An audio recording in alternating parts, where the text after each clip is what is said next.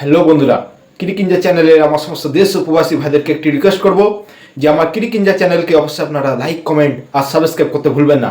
তো চলো শুরু করা যাক যে আগামীকাল 31শে মার্চ সন্ধ্যা 7:30টায় শুরু হতে চলেছে কিং-11 পাঞ্জাব বনাম জিটি টিমের যে ম্যাচ, সেই প্রথম ম্যাচটা শুরু হতে চলেছে আগামীকাল।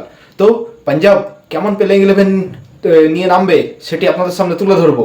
সর্বপ্রথম রয়েছে প্রভ সিমরন সিং, তিনি হচ্ছেন উইকেট কিপার, তিনি প্রথমে থাকবেন এবং তার সাথে ওপেনিং করবে প্রিয়ান্স আরিয়া, এই দুজনা ওপেনিং করবে। 3 নম্বরে রয়েছে আমাদের ক্যাপ্টেন শ্রেয়াস আইয়ার, 4 নম্বরে রয়েছে নিয়াল ওয়াদিদারা এবং 5 নম্বরে রয়েছে মার্কাস স্টোইনিস, তারপরে 6 রয়েছে আজমাতুল্লাহ উমরজাই, 7 রয়েছে শশাঙ্ক সিং, 8 নম্বরে রয়েছে মার্ক জেনিসন এবং 9 নম্বরে রয়েছে জেবার ওয়াটলেট, 10 নম্বরে রয়েছে ইউজবেন্দ্র চওয়াল এবং 11 নম্বরে রয়েছে আর্শদীপ সিং। এই হচ্ছে পাঞ্জাব টিমের প্লেইং 11।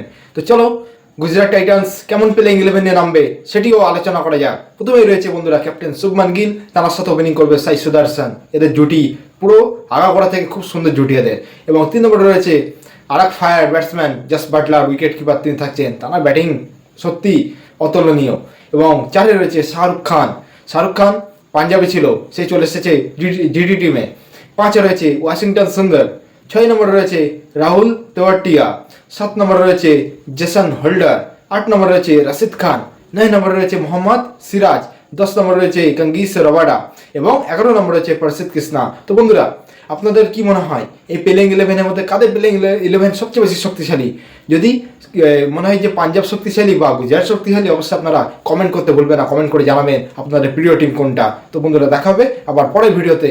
আসসালামু আলাইকুম, আল্লাহ হাফেজ।